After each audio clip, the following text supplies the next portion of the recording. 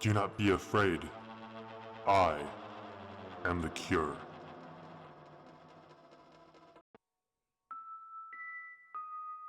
Alex sat in the cold, blue glow of the steel chamber, monitors projecting their indecision between camera views outside the small compound, each switch depicting the bright white of the lunar sands under floodlight, and the unrelenting black of the empty space above. Life in the small research station was similarly dark, oppressively quiet, with nothing but the clicks of recording equipment, inconsistent hums from the computer systems, and faint clang. The sharp noise from down the hall pierced the envelope of sound that had wrapped Alec in the monitoring room, and the startle had his heart thumping up in his throat. The dizzying adrenaline surge started to calm as he figured one of the backup tapes had probably been vibrated off the shelf by the machinery nearby. Solitary life in a research station had eroded Alex's senses of tidiness, and piles were the easiest sorting method for his work. He turned his attention back to the screens.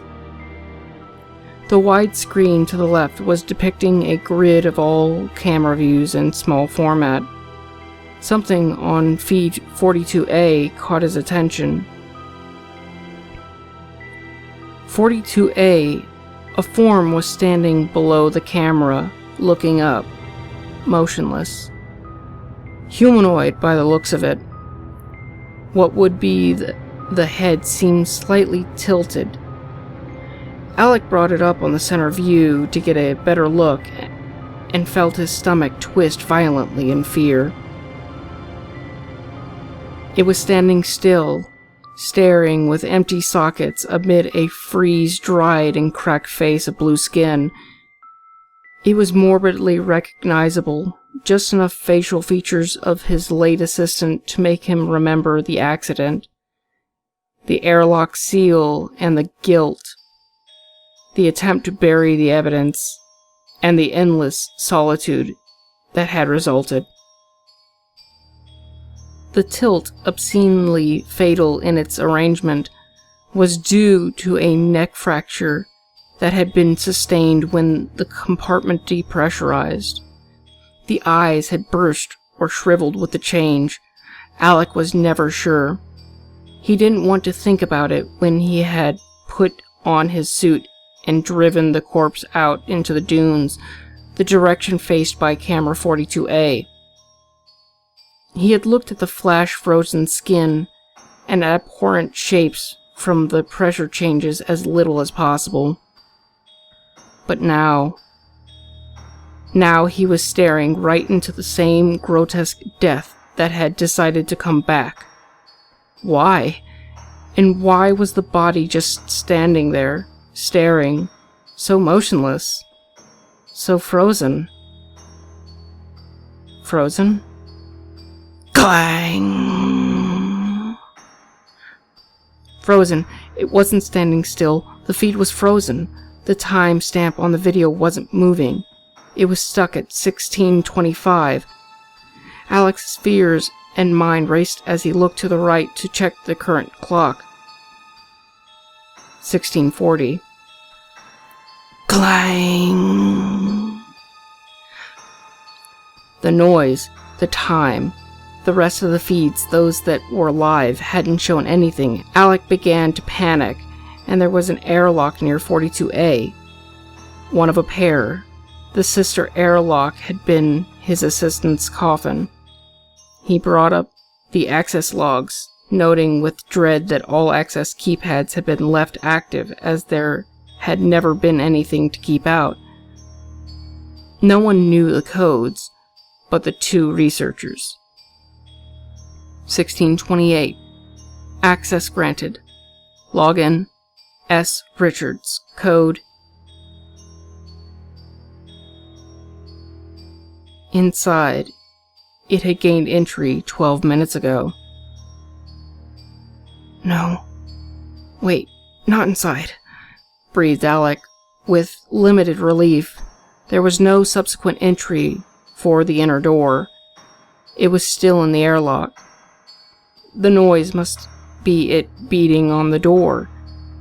He knew he had to engage the manual lock, keep it out. Maybe it would leave.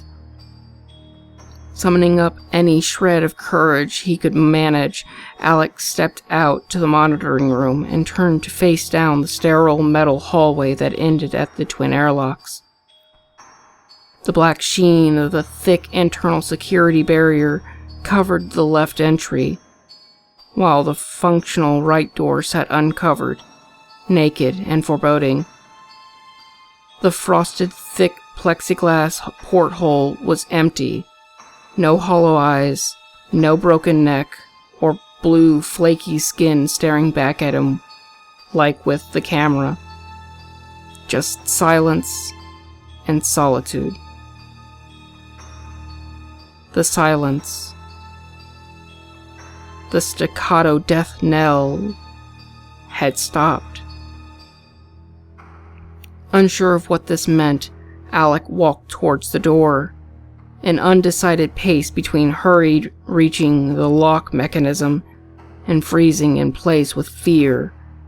Every step expecting the face, that horrid, cold, unliving face, bent at the wrong angle, to reappear in the dark, transparent circle of the door. He finally reached the door panel and with unsteady hands engaged the manual lock.